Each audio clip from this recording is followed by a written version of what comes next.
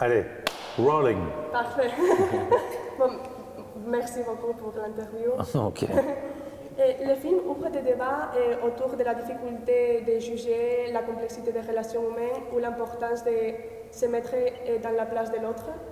Et donc, dans quelle mesure ces réflexions sont-elles importantes dans notre société? Elles sont importantes parce qu'on a tendance à ne plus se poser toutes ces questions. On a tendance à juger en vitesse, on a tendance à ne pas chercher la complexité des choses, on a tendance à vouloir aller trop vite tout le temps, et que c'est important de reposer les bonnes questions pour se rendre compte à quel point on ne peut pas juger en 2 secondes sur Internet, on ne peut pas juger en 2 secondes sur Twitter, sur Facebook, sur tout ça, que voilà pourquoi tout ça est important. Peut-être dans notre société actuelle, il n'y a pas trop d'empathie avec l'autre, d'empathiser, alors de juger, je veux dire. Parce qu'il n'y a pas de réflexion, parce qu'il faut aller vite, et aussi parce que c'est facile. En fait, sur ces réseaux sociaux, on juge, mais quand on juge, c'est qu'on se prend pour un juge. On a une grande morale. Tout d'un coup, derrière son ordinateur, c'est facile d'avoir des grandes idées, mais les choses sont bien plus complexes.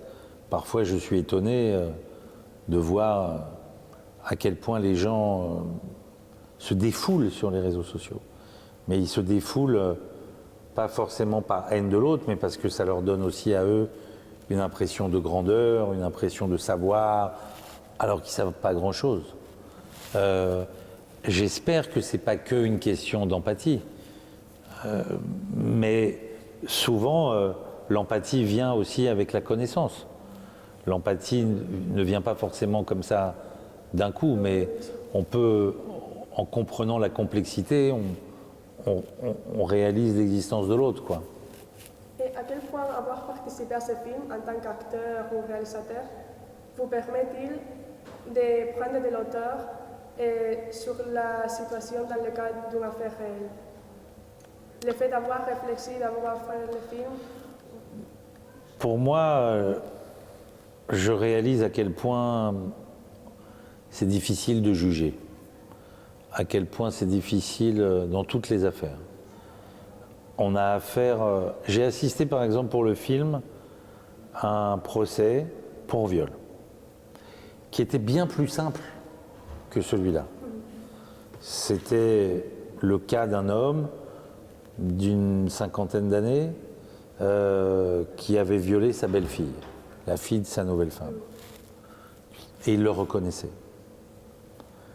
Mais même ayant affaire à quelqu'un qui avait violé brutalement et qui le reconnaissait, je réalisais que j'avais en face de moi un homme qui était à ce moment-là,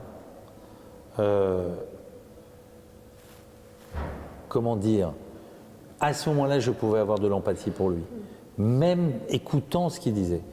Je regardais la fragilité de cet homme, je le voyais avoir peur, je le voyais prendre conscience de ses actes, je le voyais passer le reste de sa vie en prison, et je me disais, est-ce que réellement un homme peut juger un autre homme? Est-ce que réellement on a le droit de dire tu vas passer le reste de ta vie en prison? Est-ce que la justice est comme ça une chose aussi mathématique? Tu as fait ça, tu mérites ça. Tu as fait ça, tu mérites ça. Il y a toujours des circonstances atténuantes. Je ne veux rien excuser, hein. Oui. Attention. Oui, je vous comprends. Voilà. Mais c'est très compliqué. On a affaire à des hommes et des femmes et c'est très compliqué de juger. Et à l'heure où dans certains débats, j'entends des sociétés pouvoir remettre en question la peine de mort, on se dit c'est pas possible. Comment on peut décider de la vie ou de la mort de quelqu'un, au sens propre comme au sens figuré? Et donc on est obligé toujours d'essayer de comprendre l'autre, de se mettre à la place de l'autre. C'est pour ça que vous dites dans plusieurs interviews qu'on peut seulement juger dans les jurys. Oui, parce que c'est le seul endroit où il y a du travail, de fait. Moi, je peux réagir à un événement, je peux entendre quelque chose à la télévision, mais est-ce que je sais que c'est la vérité qu'on me raconte? Il y a des problèmes politiques, des endroits du monde où il se passe des choses, mais je sens bien qu'il y a une propagande, je sens bien que la vérité n'est pas forcément là où on veut me faire croire qu'est la vérité. Ce n'est pas toujours le cas. Le tribunal, c'est un endroit où, on voit bien dans le film, entre les faits et le jugement, il y a 30 mois d'instruction. 30 mois, c'est pas en 2 minutes. Et en plus, ceux qui jugent en 2 minutes n'ont pas la moitié des connaissances de ceux qui travaillent pendant 30 mois. Tu dois prendre le temps pour savoir toutes les informations. Exactement. On ne peut pas juger en 2 minutes, c'est impossible. Et vous, Ben, qu'avez-vous appris en jouant dans ce film un rôle si différent de vous-même? Pas si différent. Oh, arrête. Tant au niveau de l'interprétation comme au niveau personnel. Bah, déjà, c'est vrai que...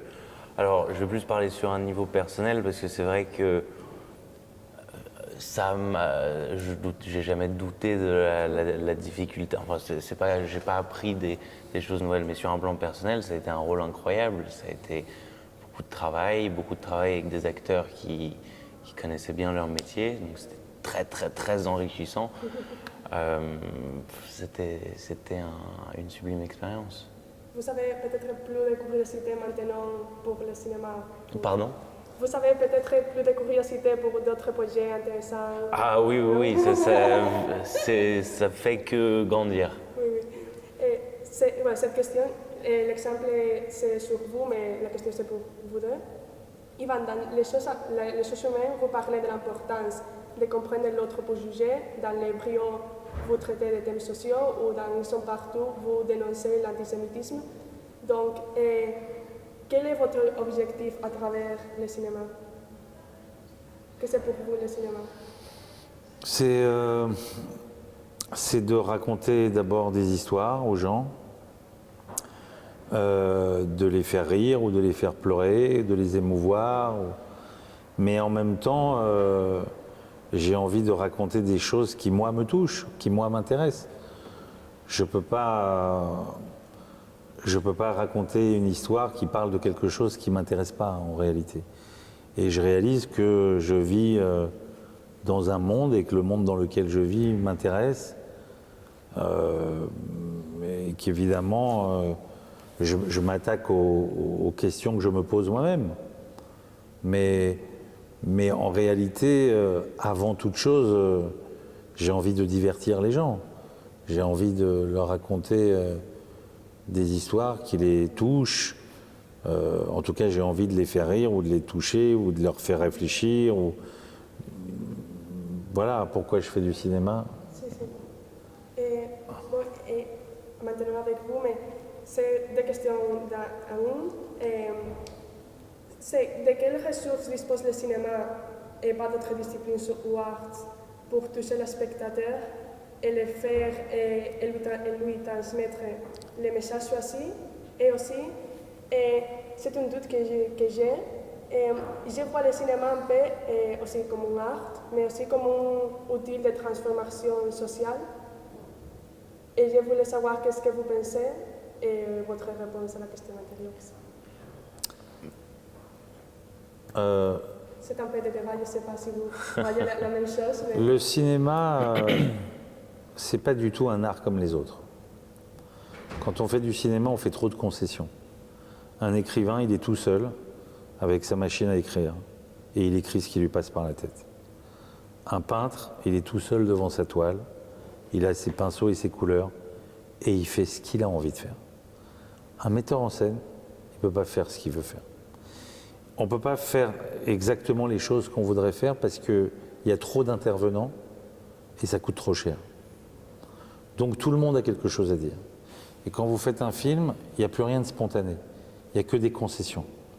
Vous devez essayer d'aller au bout de ce que vous voulez faire, mais vous êtes obligé de passer par le filtre des financiers, par les filtres de celui-là, par le filtre de la chaîne de télévision, et que vous ne pouvez pas vous exprimer aussi spontanément qu'un autre artiste. Je ne sais pas si j'ai répondu à votre question. Oui, mais c'est autour de... Si je vois que le cinéma a des possibilités d'être un outil de transformation sociale, parce que si vous dénoncez l'antisémitisme... Mais, un écrivain fait pareil, un peintre fait pareil. Ah oui, oui, bien sûr. Toute forme d'art raconte quelque chose. Pas que le cinéma. Et qu'est-ce que pensez-vous? Moi, je pense que c'est vrai, mais c'est vrai que malheureusement, c'est un outil qui, j'ai l'impression, devient un peu moins puissant, parce que il y a beaucoup moins de gens qui vont au cinéma. J'ai l'impression que les gens ne sont pas intéressés forcément par les mêmes choses. Donc, mais je suis entièrement d'accord avec vous. Voilà, je ne savais pas comment en rajouter. Non, mais en plus, il dit quelque chose d'intéressant, c'est que justement, je crois que ça reflète. C'est pas un outil de transformation. Ça l'a été. It's interesting, so we should keep going. C'est pas un outil de transformation. Ça l'a été. Il y a une époque où on pouvait, au cinéma, ou dans les livres, ou dans n'importe quel art, dire des choses qui pouvaient remettre en question. Aujourd'hui, si on regarde le cinéma, il faut dire ce que les gens ont envie d'entendre. C'est terminé. C'est la dictature de la bien-pensance. Et le cinéma est le reflet de ça. Quand vous faites un film et que vous mettez en doute la parole d'une femme, alors c'est compliqué. Mais si vous faites un film, je prends l'exemple de ce film, mais si j'ai fait un film sur un homme très méchant et une femme très gentille, pour être très simpliste, alors le film est bien plus facile et tout le monde a envie de le voir parce que ça réconforte sur la façon de penser aujourd'hui. Et je crois, je vais même vous faire une confidence, je suis allé à Venise, au Festival de Venise. J'ai changé la fin de mon film pour pouvoir aller à Venise. Des choses humaines. Ça veut dire qu'avec la fin d'avant, il y avait des doutes. Avec la nouvelle fin, ça rassure. Il y a 20 ans, il y a 30 ans, il y a 40 ans, les festivals de cinéma étaient des lieux où on pouvait bouleverser les choses, où on pouvait titiller les gens et la pensée. Aujourd'hui, tous les films se ressemblent. Et même au contraire, il faudrait de plus en plus c'est formaté et il faut rentrer dans les cases. Et si vous ne dites pas ce que les gens ont envie d'entendre, vous ne pouvez plus faire votre film. Merci beaucoup. Merci à vous.